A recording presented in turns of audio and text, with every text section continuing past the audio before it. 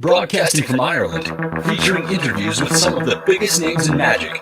Welcome to the Deceive Reality Podcast with your hosts, David Peace and Steve Spade. And hopefully we are live. Hi everyone, welcome back to the Deceive Reality Podcast. Thank you so much for coming along. And we are joined today by an amazing guest, someone you probably have seen recently on Penn & Teller Fool Us, John Morton. John, how are you doing today? I'm very good. So as I was saying, a lot of people saw there's big buzz about your Fool Us performance, especially fooling with a children's book. But for people who haven't been on that show, what was that experience like for you, and how was everything? Nerve-wracking, I think is the word. So the one thing I'd say about Fool Us over, for instance, BGT or something like that, is all they want to do is make a really good show. So even though you might be nervous, even though you're worried that, it's not going to quite look right or anything, all they want is to make a really good magic show. So as long as you don't mess it up, they're going to make you look good. Yeah, that's good to know. Yeah, it helps a little bit with the nerves that, they're not going to do like what BGT used to do where they made you look a fool. They won't do that. I think the only way that would happen is if you argued with Penn & Teller, and if you did that, they probably just wouldn't show it. Simple as that. Yeah, definitely. Yeah. They want it to feel like a happy environment that people come on, very straightforward and stuff. It's the sense that I always get.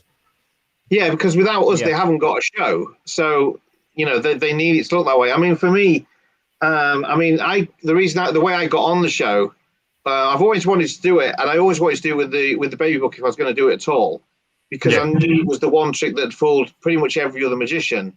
So I knew I had a chance with it, and I'd offered it to other magicians. That was all true what I said on the intro, and nobody was interested in doing the baby book because it's just a little kid's book.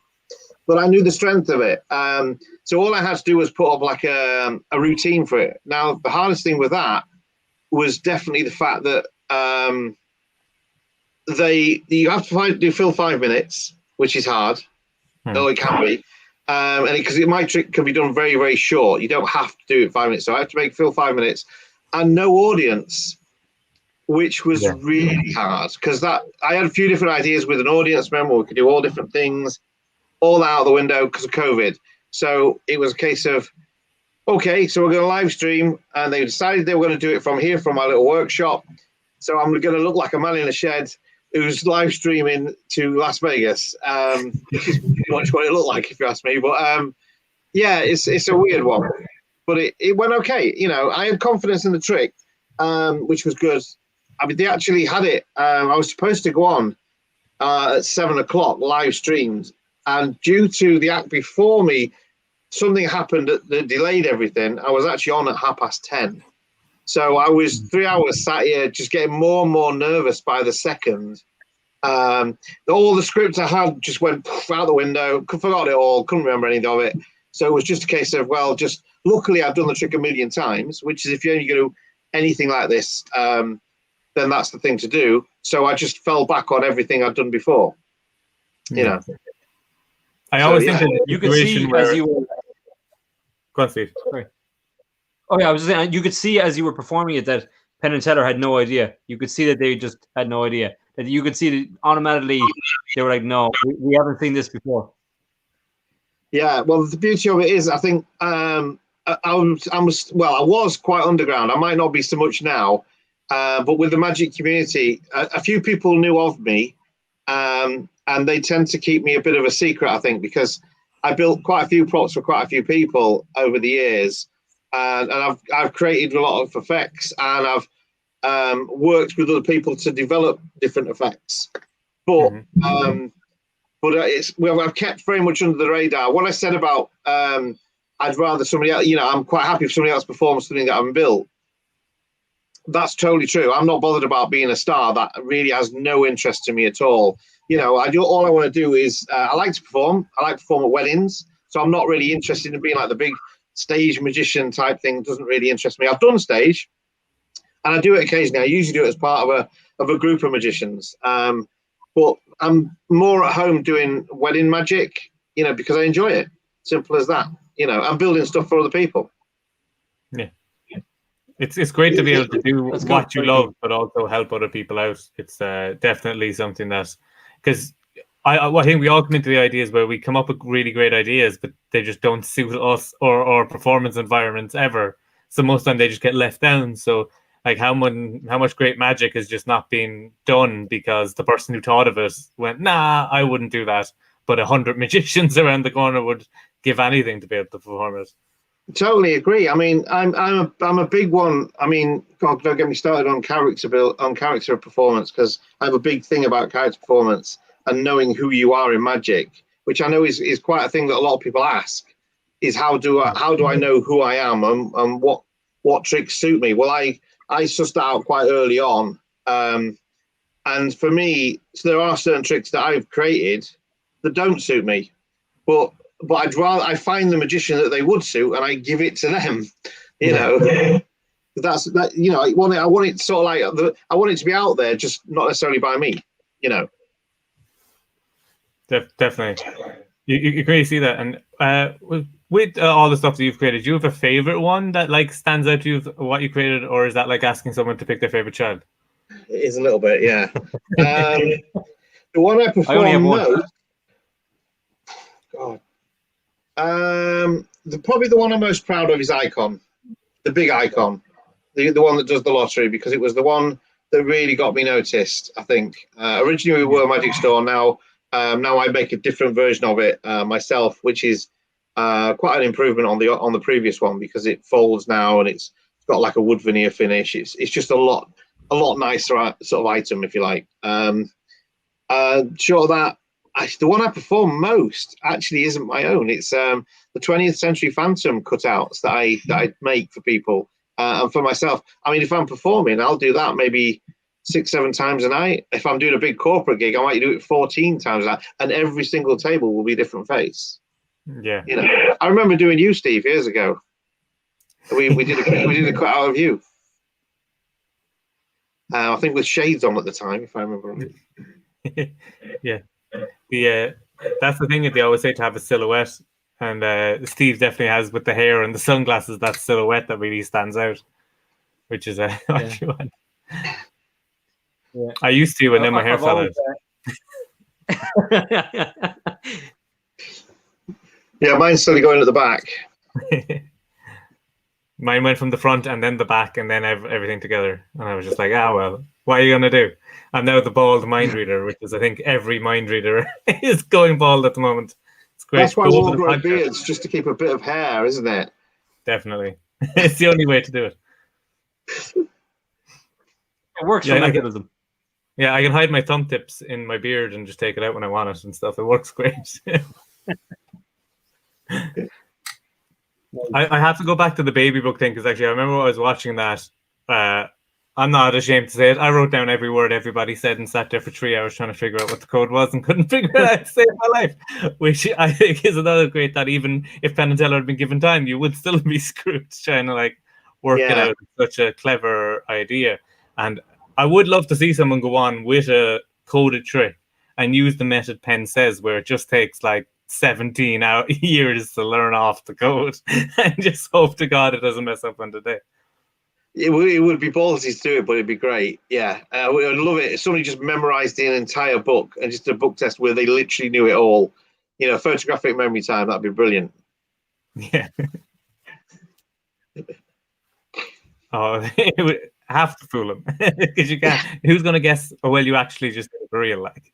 Yeah, too right. I mean, I've with the baby book, I've got a lot to thank with Stephen Young, because the actual the key method to it is something based on that he released, and then me and Steve, we talked about it, and I always said it should be a book, and he had it as a card trick, and he was like, I'm not interested in doing a book. If you want to do a book, you can do it as a book.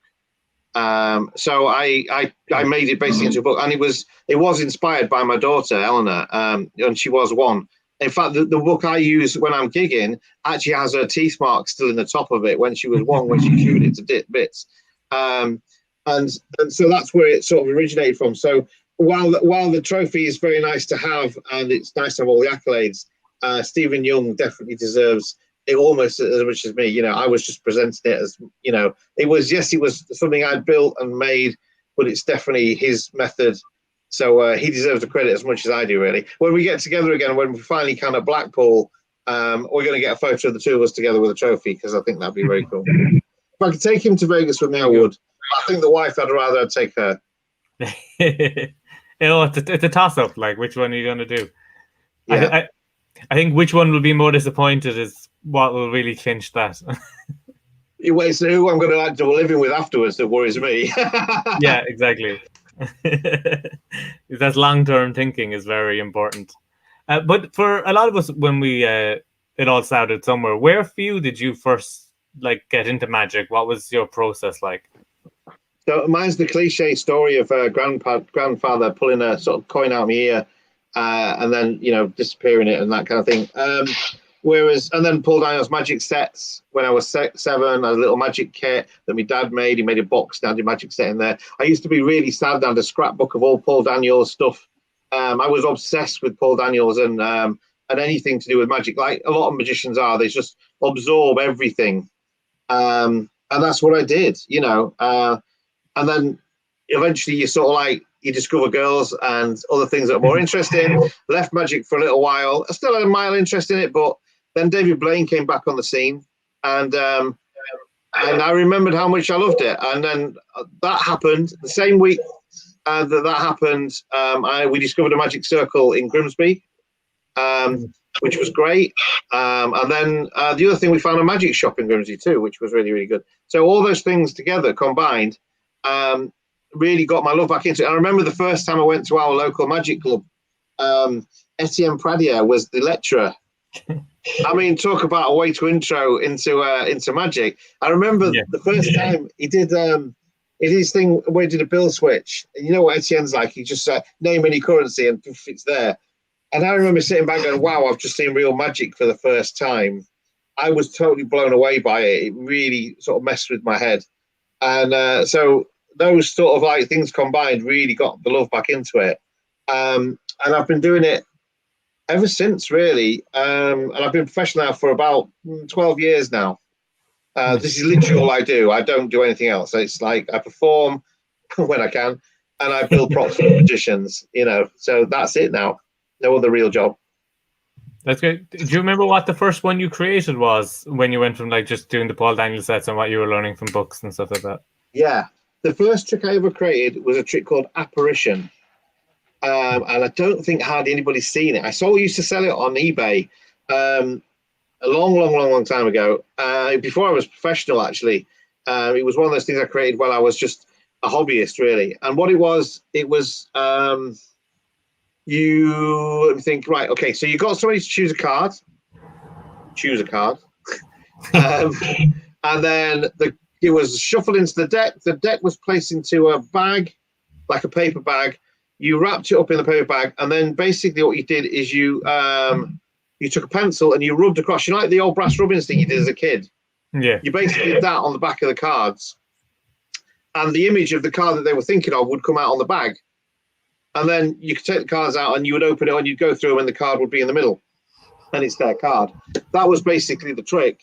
And everything was examinable, which was even better. And I used to sell that for quite a while on eBay. And then some French guy bought it, some French musician, and nicked it and released it as something else. So there you go. That was my first thought into, you know, magic produced production. Yeah. It's there for a reason. The other day, actually, one popped up. I still had one knocking around. I can't remember. It's literally really bad as well. It's like computer graphics, and it's shocking. But you know, that was my first ever trick. Yeah. Yeah, it's mad, and it's mad. The first one was the one that gets ripped off. Then in the end, and it's like, well, this is what happens. It didn't stop me making more. So you know. Yeah. There's so much of that in the industry, though, John. People ripping off like an idea. I mean, I know we all kind of take different ideas from different things and stuff, but like genuinely just ripping stuff off. I even saw something, a new release that only came out very recently, and people giving out about that it's an old idea and it's somebody else's idea and all this kind of. I'm sure, like, do you find it hard when you come up with an original idea, as like a lot of creatives in magic? Are you kind of like trying to work out, has it been done or has something similar been done to make sure that you're not touching on anyone For else's work? me, I tend to just assume it's probably already been done. Because these days, unless you're doing modern technology that wasn't around in them days, the chances are it's probably in a book from the 1920s or 30s. And so, especially if it's just card or some wood or something, it'll have been done by somebody. Somebody will come up with it. Even my icon, while I came up with the creativity, on my own, I found out only last year that the method itself was used something. It wasn't done for lottery. It wasn't done in the same scale, but the method was used by somebody else. I can't remember what his name was now. I ought to have written it down. But there was a variation of it that used a similar sort of thing. So it doesn't surprise me. Even the baby book, while it's Stephen Young's method, it's based on something else that Stephen saw that's further down. As long as the crediting is done, I think that's fine. I don't have a problem with that. As long as they make it their own, as long as there's enough of a difference, I think that's the key. Because a lot of the time with these things, somebody will just like, oh, I'll add a double lift in there. Now it's mine. No, it's not. Or I'll change the colour of the deck. That doesn't make it new. It has to be a significant difference. Whether it be a new effect but using the same principle, that's fine. As long as it looks completely different and the routine's different, not really got an issue with it. Like I say, there's nothing new these days in Magic. Not really. Yeah, very true. There's only so many. Do you have any recommendations for people who want to, if they have something and they want to do crediting, of resources or places to go to actually find out, so that in advance where it's from? They always say Max Maven is a great one to go for if you've got a chance to talk to Max, because he's very, very knowledgeable. They also say Ask Alexander, and there's also a website for it. I can't remember what it is now, where you can look down. The problem is it's describing what you're doing that ties in with something else. You're better to really find somebody you trust, but that's the key. Find somebody you trust. I have a small, very small select people that I trust when I'm working on something to show, if I'm showing something. So, I'm very close friends with Kieran Johnson, who's an amazing mind when it comes to Magic. That guy knows so much. And what he's forgotten is just, not worth thinking about, the amount he's got in his head. And then I've got Luca Volpe, who's brilliant when it comes to mentalism. He's like a font of all knowledge. I'm working with him on a couple of different projects at the moment. So he's really good. I've got Tom Wright, who knows a little bit, not as much as the rest of the guys, but if it's something like thread work, then Tom's your man. He's just brought out with Joe Miranda a new reel, which is just phenomenal. Gravity. If you haven't seen it, check out the trailer because it is stunning. So I have a few sort of people that I would always talk to and get advice from. Yeah, definitely. That's the way to go. It really is. Yeah, that new reel looks incredible. It looks like I've never seen a reel to do anything like what it does. Incredible. Yeah, we filmed part of that in my mother-in-law's tea room because it was the only thing we could get to during COVID. There was no venues open. He's like, I need a floor and I need a long one. So I think it's not on the trailer, but it's on one of the additional things on YouTube where it's I think it's Exorcist 2. He demonstrates on it. And it's like a blue room. Well, that's actually my mother-in-law's tea room because it was the only place we could do it. And it is stunning. The things that thing can do is just incredible. If somebody wants something that can do more thread stuff than anything else I've seen, that's probably the one. It really is that good. So many people are afraid of using thread, and maybe this might get over those hurdles for some people. Yeah, the actual thread that comes with it is really strong, and the beauty of it is the tension. Because you control the tension on the reel, it's really got the ability to strike. The only way you could break that thread really is if you put it on the fastest speed, which is a 10. Or it reels back so fast that you might break it then. But apart, any other speed up to that, you wouldn't. Certainly the speed you'd actually do it with, you've got no chance. Yeah, it's a really good thing. Unless you tried to move something too heavy, like a car, just attach it to a car. Take off the handbrake. Yeah, it might not work with a car. I'll move it. Trust me, I can do this. It'll work. You might need 2 reels for that. Yeah. I say so. At least 2 reels and David Copperfield. Yes, quite possibly. One of the things I think we always, I've definitely come into when you're coming up with stuff, even just jamming, and you think, oh, this is a great idea. Come up in your own head. You think it's wonderful. Then you go out and perform it, and people know exactly how it's done immediately. Have you ever run into those sort of things where you think it's a really clever idea, and it turns out it's just obvious?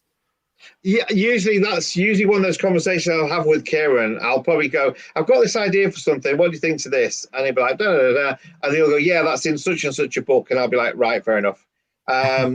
So, yeah, again, you just have to sort of like, that's where your circle of friends come in, And if you don't have anybody because you're quite new to it, reach out to the people, that you can trust. I mean, I have some people message me a lot of the time. And they'll be like, what do you think to this? And if it's something similar to something I've seen before, then I'll just say, well, have a look at this, talk to this person, see if it's the same. I mean, I must admit, I'm probably out the loop a lot now because I would say 2.5 to 3 years ago, I stopped looking at the new products. So I just stopped everything because what I found is it stopped me being creative. What I was finding I was doing, it was then when I was creating something, I was always being influenced by what I'd seen, the latest thing out. So I just stopped watching everything. I occasionally watch the Prop Dog show they do on Friday, just for the laughs, really, more than anything. I'll stumble upon the Wizard Product Review. I listen to a lot of podcasts like yours. I do listen to a lot of those. I find they're more interesting because you get to hear more about the theory of things a lot of the time. So for me, that's more important than the tricks, really, So I tend to listen to that a lot more, and it stops me, just copying somebody else, So I come up with something that's original to me, and if it's not original to me, at least I've not been influenced by anyone, Yeah. Do you have a process that you go through, John? I mean, I'm not saying like candles and go for a bubble bath, but do you have a process of how to get into your creative zone? Yeah, what I do is I get candles all around the bath and pour loads of bubble bath. And funny enough, bubble bath full of cards and flash paper. The cards get really wet in the bath. It's terrible. Yeah, they're no good. They're no good afterwards. It's true. Yeah, I do actually. Yeah, if I've got an idea for an effect, what I'll do is I will sit back, close my eyes, and I imagine that I'm watching somebody perform it, usually on Foolers or Britain's Got Talent. And I literally picture it in my head and I picture them performing it. And then basically I rip that imaginary person off and make it myself. That's basically what my method is. And it's a really good way to do it because when you think about it, if you go into a magic convention and you see somebody sat there on a stand and they're doing their trick, the first thing that goes in your head is, how's it done? Right, it could be this, because you're trying to weigh up to buy it, whether or not to buy it or not. And every magician does it, whether we should or not, we do. We're all sort of like junkies for knowing a secret or learning a secret or trying to figure it out. Whereas for us, I think the problem as a magician, occasionally you'll get an act where you see something and you go, wow, that's magic. Like Eric Chen's act, for example, is stunning. And the other guy with the sand, where he makes the sand ring, holy smokes, that's like real magic. Them guys are another level. But most of the time, if I'm sat on watching something on stage or even close up, it's very rare it fools me these days. And I think the problem is you look at it as a puzzle. How's that done? And we all do it, don't we? I think as magicians, you get warped. It's a shame, really, because it means we don't enjoy it sometimes as much. We enjoy the skill that they've shown, and sometimes the method. I mean, I remember I went to see a Darren Brown show, and it was his latest one, and he does this brilliant thing. And what he does is there's one part of the show where he gets somebody to invisible write on their hand. So they got their eyes closed, if I remember right, and they write with a pen on a piece of paper as blank. They scrumple it up, put it in their pocket, and then he patters for some time, and then he gets them to take the piece of paper out of the paper, the ball out of the paper, open it up, and hey presto, the thing that they've written is the thing that's been predicted. And it's genius. And I remember seeing that and just chuckling to myself. And everyone, and like my wife's going, "What are you laughing at?" I'm like, "Oh, that was genius, absolute genius." And she's going, "I don't get it." I'm like, "I'll tell you later," because I didn't want anyone else to hear around what he'd just done. I mean, I'm guessing you guys can probably figure out what he did, but it was just the method was what an amazing way to do a switch that's not a switch. That's I saw him do that on I think it was Ryan Seacrest on a talk show.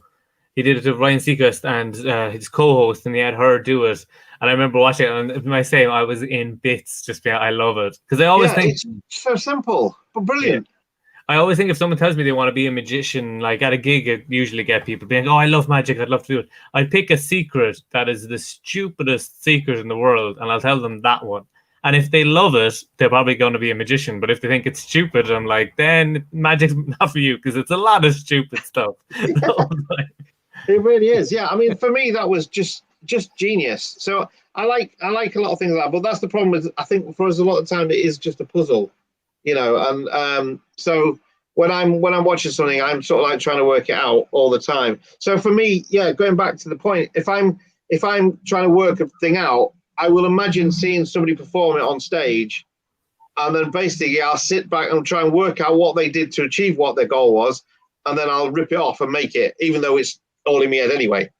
But it's a great way to do it, because if you think about, you know, if you saw, let's say you wanted me to, I don't know, pull a rose out of my hand now, and I went like that, and I pulled a rose straight out of my hand. You wouldn't go, "Wow, that was real magic." You'd go, "Right, how's he done it now? Okay, so obviously he's done," and you'd work it out. And you'd create that effect. And it's just because, you know, because you're trying to work out how I did it. And then all of a sudden you've got a trick you've created because you've ripped off this imaginary person that's just done this thing. It's a great way to do it. It really is. Yeah, it's true what you say. I mean, like the kind of price you pay to be a professional magician is that you can't be a layperson anymore. You know, it's like and in your own skill level is kind of against you, because like you said, you'd see a trick and you'll have 10 ways of doing it, and none of them might be right. Yeah, totally. You know, but sometimes by coming up with, by seeing something, it might be something that's really, really skillful, and you think, "I want to be able to do that," but you can't do it to their level. And you know they're using some like massive sleight of hand that's just way beyond you. You might come up with a method to do it that suits you. That's, yes, it might use a gimmick or it might use some other method, but you might come up with something original that's just so you can work it. I mean, a lot of people do that. A lot of really well-known magicians will use a gimmick because they can't do what they'd like to do, or what they think, you know, what other people can do. You know, it always amazes me when you get somebody that's like really amazing at magic and is like the king of sleight of hand, and then they go and use a Sven pad, or they'll use a Svengali deck, you know, and everyone's like, "Oh my god, I never thought you'd," or a one-way deck. You know, I've seen that done before. I've seen people that are like really amazing sleight of hand artists just fool the crap out of people with a one-way deck, and you go, "Oh," because you don't expect them to use it. You know, yeah. I just think in my own set, all night I use a normal deck that can be shuffled, it's signed all the way through it, and the last tricks I do at a wedding uses a one-way deck, and they never see it coming. You know, and it has a lot of subtleties built into it. And at the end of the deck, at the end of the routine, it's completely examinable as a normal deck because it has a switch in it too. But you know, like Tim Lim, I think, is a good example of that. You see him on America's Got Talent, and he's doing his Dream Act, and then he goes on like an Ellen chat show, and he does French Kiss by Wayne Houchin, and you're just like, yeah. Once we all, it's like me and Steve always say, we learn all this new stuff, and then we get to a gig and go, same old shit, ambitious card. Here we go. Just like, it's just what you do. Yeah, it's funny you do that. I mean, it's interesting. I'm getting into because we're looking at opening up again now, so I'm starting to sort of put all the things together for working again. And I'm thinking, I really don't want to go back doing the same stuff I've done before. I will still do it because it's part of the reason I got booked in the first place, probably at a wedding fair or at another wedding. You know, they've seen me do 20th Century Phantom, they've seen me do Stand Up Monty, that kind of thing. So I will do them, but I'm trying to put some new things in now, again, that suits my character. For me, I mean, the character is so important. It saves me an absolute fortune. I mean, we can talk about character if you want to, I think certainly magicians, they could save themselves an absolute fortune if they knew who they were. So my character, so I have a backstory in my character. My backstory is most of my stuff is what I class as mental magic. So I do mostly mentalism these days, a little bit of magic, probably about, I don't know, I'm probably 70% mentalism. I'm probably, I don't know, 10, 15% of it is like magic, and then the rest of it's hypnosis. So I mix the three. But all of it, including the magic part of it, is done as this is a psychological thing. I'm showing you why you shouldn't get, like Monty, for instance, 3-card Monty. It's a magic trick, or it's a con. But I explain it in the thing, this is the psychology of the trick, this is why you shouldn't do it, this is what they're doing to you. And then I fool the pants off them by doing it. So everything is based on that character of being like, where it's all about psychology and that way things work. So that's how my character evolves. And I want them to have, the backstory of it is I want them to believe that I can do these things for real, but I'm hiding that behind a facade of being a magician. That said, I would never ever say that I'm psychic because that goes against everything that I believe in. So, so I want them to make their own mind up. And if they say to me, "Oh, you're doing this for real," I'll deny the crap out of it. I really will. But but I won't. But that just usually strengthens it, because if you say no, I'm not, they usually believe it even more. So you can't win. So for me, that's the backstory I've got with it. I think, and I talk to a lot of people about this, about developing who they are. And the easiest way to find out who you are as a magician, and this is what I'd say to everybody that I work with, if you want to know who you are, imagine that you're going on The Illusionist. You've got the ultimate gig. You're about to go on The Illusionist. Congratulations, you've got the gig. Now they're going to give you a name. So, like, they have the names like the Trickster, and they have the names like the Escapologist and the Magician, and they'll have the Mind Reader, and, you know, they'll have all these different weird and wonderful names for people. What name are you going to give yourself? Think about the act that you enjoy doing, the things you do most. What's your name? So, Steve, what's your character on The Illusionist? You've just got the gig. Congratulations. Put you on the spot now. What's your name? Think of your act. What's your name going to be? It would be an escapologist, but I would definitely add in some magic within that as well, within that kind of realm. So because yeah, that's great, because you already know who you are because of your escapology. So that's easy. So basically what I would do there is all the tricks you look at to buy or create that suit your character. So you're never going to use, like, you're never going to be buying silk flowers, and you're never going to be buying, you know, these like weird and wonderful, you know, silks and all this crazy stuff. You're just not going to buy it. You're going to buy something that's probably a bit more gritty. You're going to buy stuff that fits that style of an escapologist, you know, and because of that, everything you do that's of that category is a million times stronger. And it also stops you buying you all the rubbish that you'll never perform that lives in your bottom drawer. Well, we did a thing the other night with our local society, and it was like, bring out the tricks that you've got in your bottom drawer. And I looked, I've got a box down there, and most of it is full of little bits and bobs of trinkets and things that I found around the house that I've shoved in there. Thought I might do something with that one day. There's hardly any actual tricks in there because I don't buy stuff. I've been to Blackpool the last few times and I hardly bought anything, because invariably I found these days with Blackpool is everybody's just selling their latest creation. Whereas sometimes it'd be nice to go there and just see what was available, I don't know, 10 years ago, because there's probably stuff in there that's gold that would suit my character. But I'm not interested in the latest deck that might look like, I don't know, you know, that does some weird and wonderful thing that looks like the Top Trumps deck or something. It's not going to suit my character, so I'm probably not going to do it. You know, even the baby book, for a while, to be honest, while I created it, I didn't work it for a while because the book itself is brilliant and the method's sound. But why am I carrying a child's book around with me? Because everything else my character does wouldn't do that. So it's only because of Eleanor that I put it in. And the baby book for me is always something that's in my case, and I work it, but it's something that's in there as like a secondary trick a lot of the time. You know, it's once I've got to know the table and they know who I am, and we get a bit more, you know, let's get to know the guy sort of behind the curtain kind of thing. That's when the baby book will come out. I wouldn't open it. Not at all. It's funny you mention that.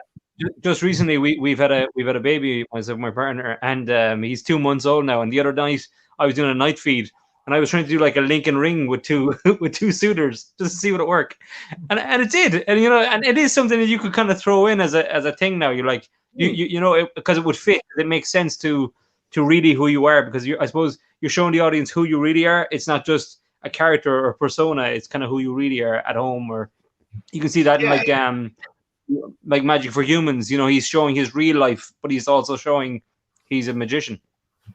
Absolutely, and I think the audiences particularly lap that up. They want to see a little bit about the person behind the character, because we're as magicians, even if we always say, "Oh, we're extension of ourselves" and all that kind of old cliche. Yes, we are an extension of ourselves, but we still play a character of sorts. You know, I mean, I know so many magicians, and you talk to them, and they're dead normal, and then the moment they put a card trick, all of a sudden they change to this crazy person.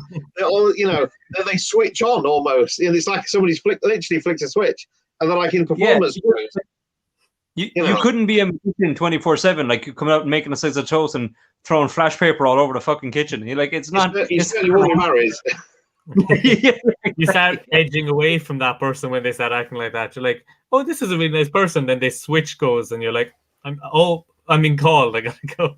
Because my character is a bit similar to yours, because it's around there's something I've been doing a lot over lockdown is trying to get my close-up persona and stage persona closer aligned. Because on stage I 100% do mentalism, I don't do any magic. But then close up, I do mentalism, but I do some card stuff in there as well. And it's like, I'm obsessed with, like, for me, I watch like The Real Hustle with Paul Wilson and stuff like on repeat. So I'm obsessed. And like, anytime I talk to my friends, I'm always talking about like street scams and hustles and stuff like that. So that kind of like developed into my character, is that if I'm doing magic, it has to be explained through a con. And then the mentalism is explained by looking at psychics and seeing that they're the real con. And that's where that all comes into. And that's why I called my last show before lockdown. The show was called Am I Psychic? And my opening line of the show was, no. And then the show just carried on. That's genius. Yeah, absolutely great. And again, you know who you are. But there are so many magicians out there that don't, The best part, John, was half the audience were people who are into psychics. So they were like, he's not a psychic. What the fuck? We want our money back. Sold so many tickets. It was unreal. Just put the word psychic on your poster and you double your ticket sales like that. It was great. I think they're really disappointed, don't they? Yeah. It's funny. Because I said no, but could you tell can you tell the difference? Basically, was like the whole idea of the show. But it's like I recently picked up things, like my other hobby is movies. Like I love movies, and I got picked up the movie night off Alakazam recently. So it's in the post soon, because having top trumps of movies would be something that I'd actually have, because it's your character. Absolutely. Yeah, exactly. Yeah, totally get that. I think the other thing, the celebrities are always important as well, because I think the world's obsessed with celebrities. So movies, celebrities, all that kind of thing is an interest of other people. So if you can pull that into your act, I think that's quite a good thing, as long as it suits your character again, I mean, I have this with Tom Wright again, because we live literally 10 minutes away from each other. So we jam a lot. Well, we normally do anyway. We don't at the moment. Occasionally we sit in the car about 2 meters away from each other, even in my mind, and we have a subway together over the car park. That's what we've been doing over lockdown. But he knows his character, and Tom's character is the trickster. So when he performs as like everything's like, it's like Wide Boy, but he's really funny, wacky. There's a lot of traditional magic, but in a really new way. And he really knows his character because of it. And again, as a result of that, he doesn't waste money on stuff that's not him. We've talked about this a lot. and I've talked to quite a few magicians that have been starting out, and they're trying to figure out who they are and what they should do. And I really recommend that. Give yourself like a name. Imagine you're on that sort of show, and you give yourself a title, and then what would that person do? You know, you'll save yourself an absolute fortune on magic tricks. You really will. You won't have that drawer full of random stuff. It always makes me laugh when you go, what's in your magic bottom drawer? And they go, oh, well, I've got like an appearing cane and candles that light themselves. And I'm like, right. And what do you do?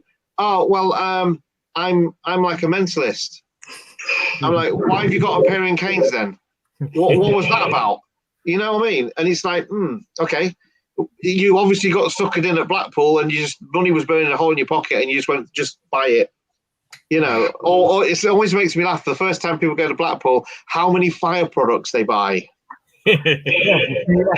You know, yeah. Anything that floats, and like a floating table. God, if you got the money, buy one of them. Yeah, you won't use it because you'll be too scared to put anything on it. But buy one because it's brilliant. Unless you're on stage, in which case you might use it. And then anything that sets anything else on fire. I really feel like you're reading my mind now, John. I've got the stand-up Monty's routine. Actually, I've wanted to perform for so long, and I keep learning it and then not having a chance to perform it and forgetting all the moves. And since lockdown began, I've learned stand-up Monty 4 times, and I've still. If you handed me the cards, I could not do the trick the same way, because it's like you have to get into muscle memory by actually just getting out there and doing it. But otherwise, it's like 2 weeks later, I'm like, what do I do them in the pocket? I don't know. It's done now. But see, I do stand-up Monty different to everybody else. I do stand-up Monty on the table, like a traditional Monty, and the cards are actually in my trouser pocket. So, and it's funny you say that, because halfway through lockdown, we were going to do something on Zoom for somebody, and I was like, "Oh, right, I'll do stand-up Monty." Got the cards out, couldn't remember the routine, and I'd done it literally thousands of times. And my wife and me were sat there and going, "I got this far." Blah, blah, blah. I'm like, I know I say something at this point. What do I say? And it was only the pattern that reminded me what it is I did. And of course, it wouldn't help with the DVD because I changed it. So that wouldn't help either. So I literally had to sort of like work it through. And after about an hour, we got it back to where it was. And I literally filmed it there and then, so I can watch myself back doing it now with all the patter. And now I'm not doing. We were ended up rummaging through all the sort of old video films and stuff to see if I had me at a wedding fair doing it, and I didn't. And I thought, oh, why have I not got that? So yeah, it's one of those routines you have to literally just regularly do it, I think, you know. But it's we had Oz Berman like, and we were talking about Born to Perform, that DVD that he released really early on in his career, and he was we were saying, oh, the biddle trick is such a good trick, and we were praising it and talking about it, whatever. And then afterwards, the podcast was like, oh, I'll do the biddle trick. Just I had that cards in my hand or whatever, and I was just playing around. I was like, what's that bit in the middle? I was like, what the fuck? How do I not know this? You know, it was just, and then I was like, I'm not putting on the DVD. I'm not putting it on. I'm not, you know, I'm trying to figure it back out again. Work it out. Yeah. It won't get the better of me. Yeah. I think it's big thing with performance in your character as well is always to have somebody else's advice, because what you think you are and what you actually are very different things. Because for me, for years, I was like, I'm a dark, mysterious Luke Germain style performer, and then I was only when I was talking to like my wife, and she was like, "You're really like funny and kind of camp on stage." And I was like, "Yeah, I am." So I guess that's out the window.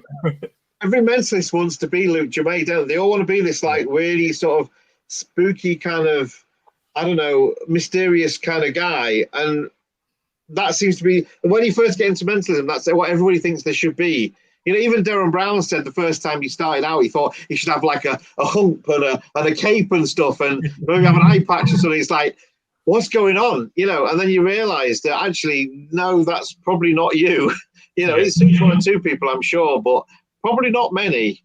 You know, even Luke's evolved over the years. I mean, when I first met Luke years and years ago, he was very much on the, he was a mentalist. He was doing like, you know, standard mentalist things, and he was slowly moving into more and more of the Q&A thing. And now he's gone full on where he's like, it's all like a Q&A, so it's all a spiritual thing almost with him now. He's evolved, into a whole different character. He always said, because we talked, I did a workshop with him on character at one point that I was lucky enough to attend, and he said at the time that his character was like an oracle or sort of a seer kind of thing, which is where he wanted to be.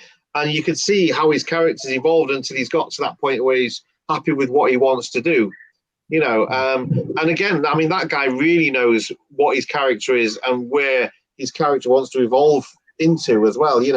I mean, he had this thing where his character was a bit arsey, and he said that, my character on stage is a bit arrogant, and they're sort of like, they feel like they're above everybody else. And that's a brave thing to do, but it worked for him.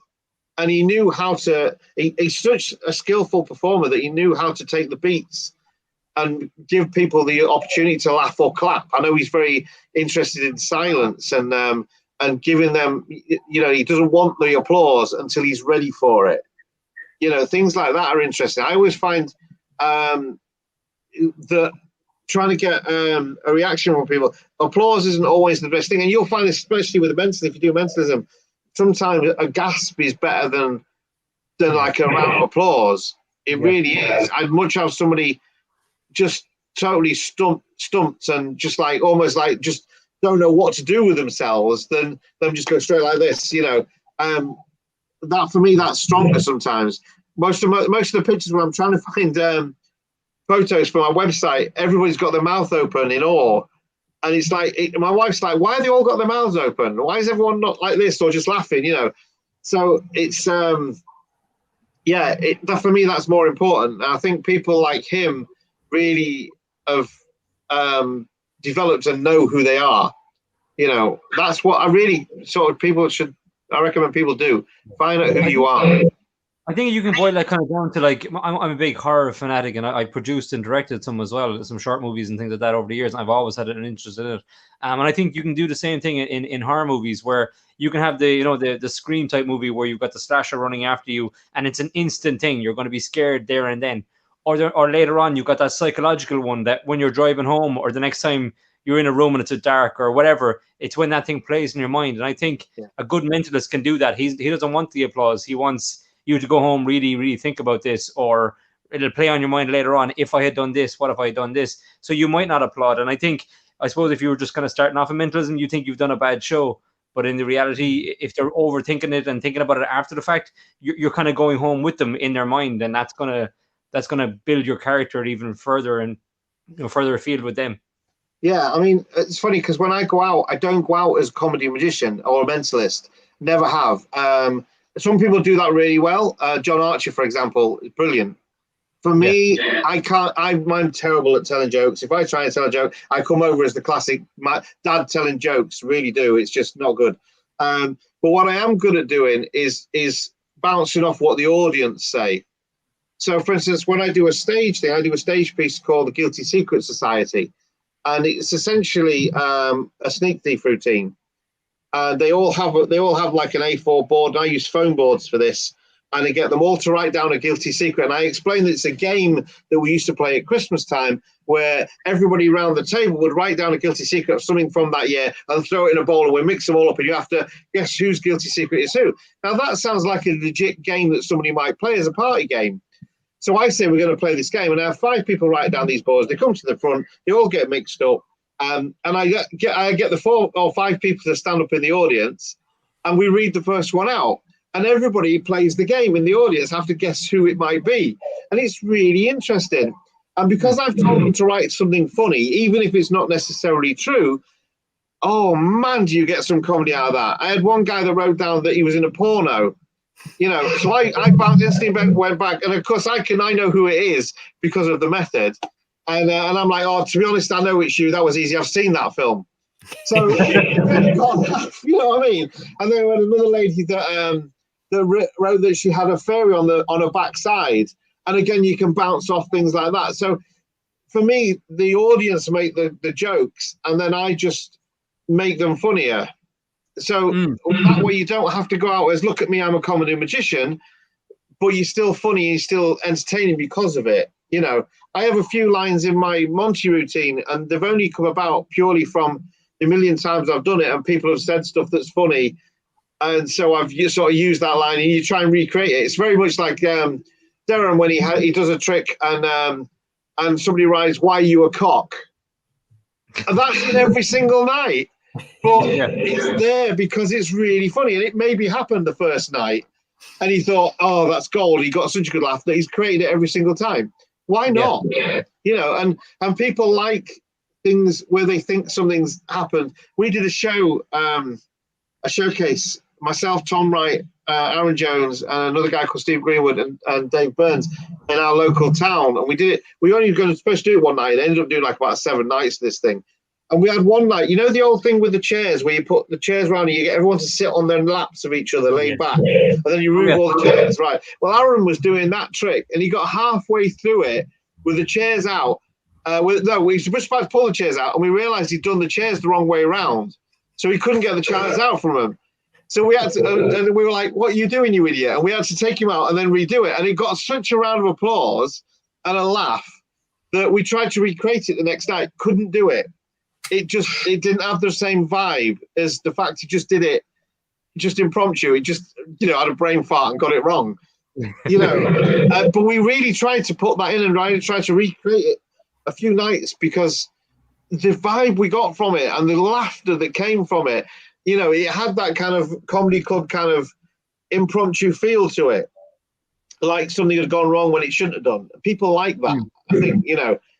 So I'm all for creating bits and pieces like that. I think that really, really works. And again, like we were saying with the character, it shows a little bit of humanity of who you are. You know, like, oh, we were really lucky that night. That was the night that happened. Despite they don't know it happens every night. You know, it's a great way to cover.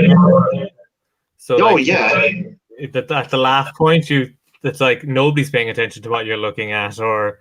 If you want to get a one ahead, throw in a gag. You know, it's like they work so well. But speaking of performances, we have a segment on the show called "The Good, the Bad, and the Ugly," where we ask the person to come up with a performance story that started off maybe okay and just went downhill pretty drastically from there. Does any stories spring to mind? Oh God, I've got a really horrific story. I need popcorn here.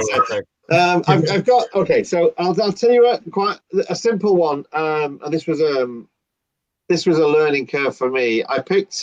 We had this thing where I was doing my icon trick actually, and my icon normally slays every single night, and we were in Sheffield and we were doing this show, and for some reason I picked this guy, and I don't know why I picked him at the start of the show, but I did, and we went backwards and forwards with him with this thing, and eventually he loses some money, but he wins a lottery ticket, and the lottery ticket is going to be the final payoff at the end.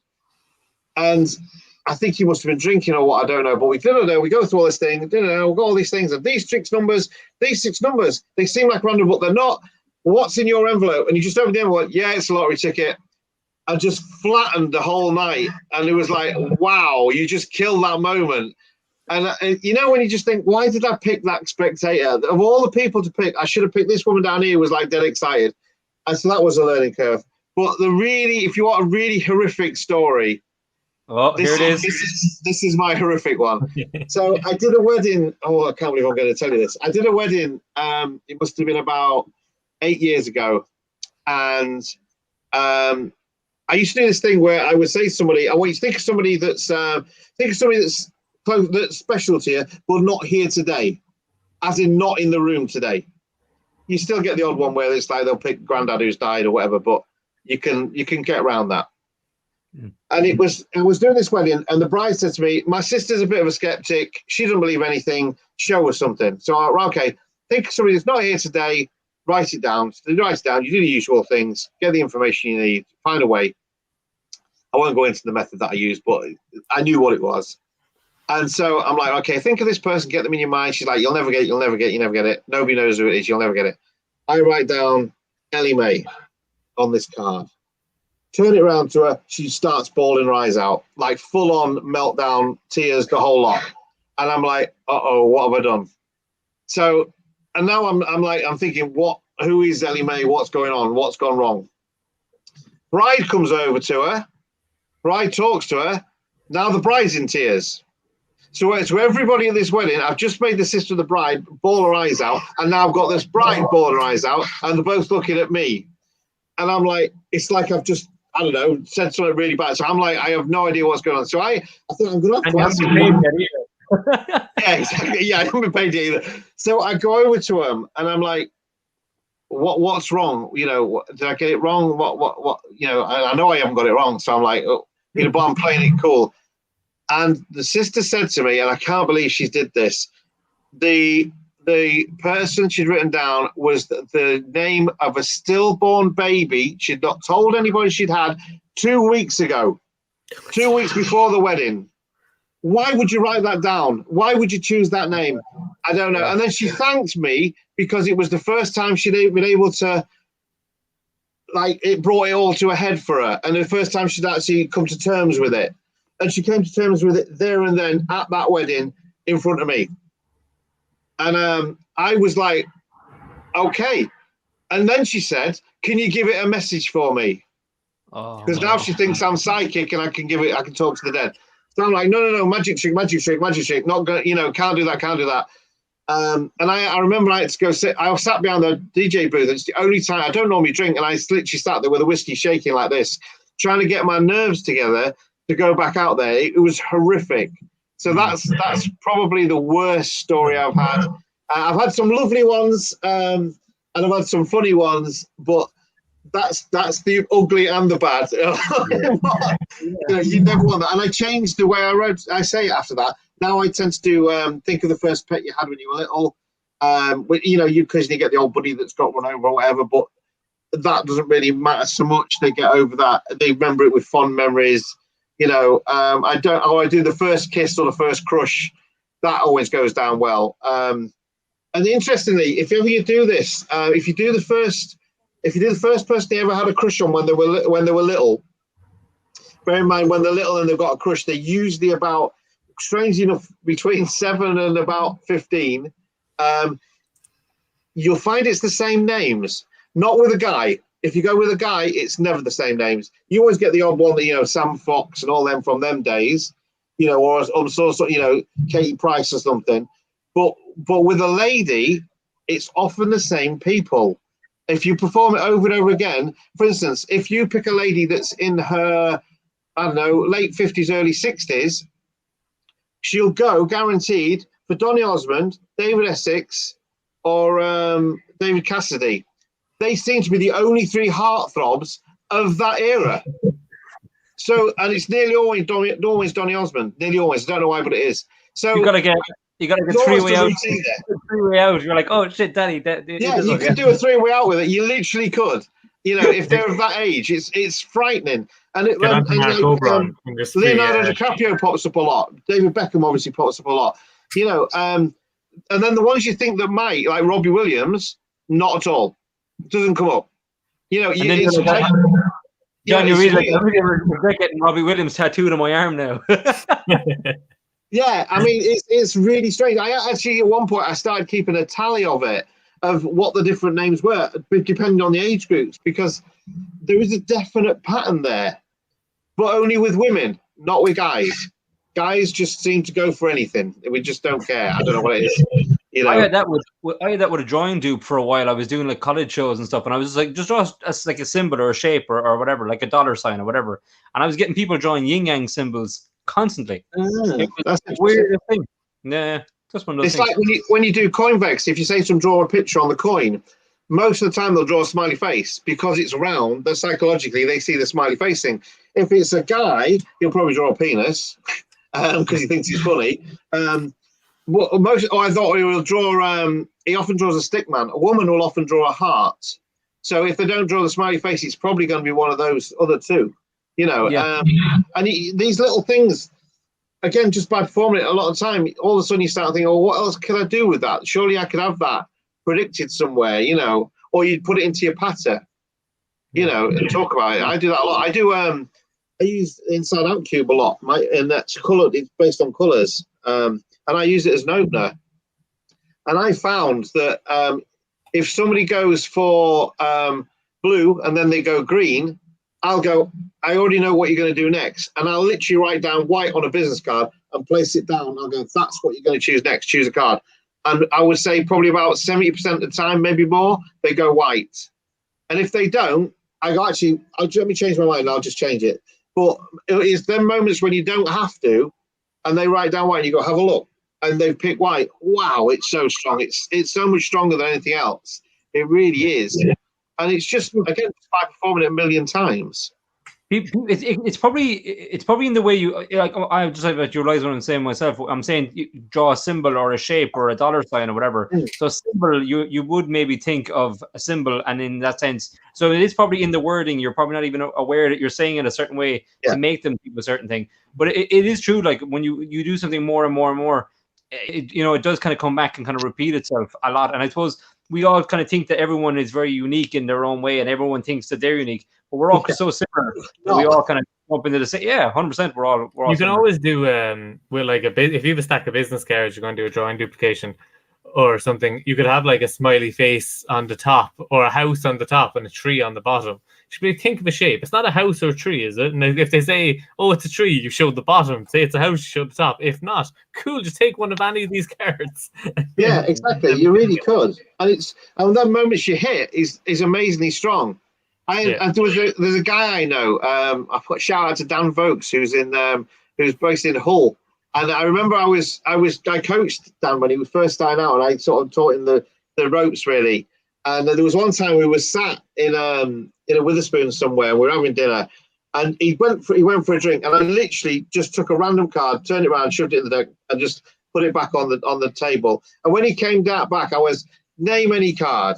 And he was like, he happened to name the card I turned around, and I went, name any number. And he named it, and he literally he nailed it. And I could never replicate that in a million years. And to this day, I'm not sure if he ever knew that I just literally guessed it. And I said to him, it's a release, but I'm not sure if I'm bringing it out yet. And he was like, please tell me. I was like, no, not yet. How did you not freak out? They happen, don't they? Those moments happen. It happened to me once and I lost my shit. I was gone. yeah, and that's where legends start, don't they? When you do things like that, I'm all for sort of making the most of those if you can, especially if you see, like I say, if you see patterns evolving, if you can recreate that, then it's just genius. It really is. Yeah, we had actually, when the podcast came about, it was myself and Dave out of boredom at the start, just like ringing up each other and like holding cards, like, what card am I holding, whatever. That's literally how this started. And then we're like, we better start interviewing people and talking to other people, because this is and no one's gonna watch it. But we had Kayla Drescher on, and we were talking about this, and we were just saying we were trying to guess cards, whatever. And then all of a sudden, she just picked up a card and was like, "Okay, what is it, Steve?" And I was like, "What?" I know. I'm trying to think of cards looking around now.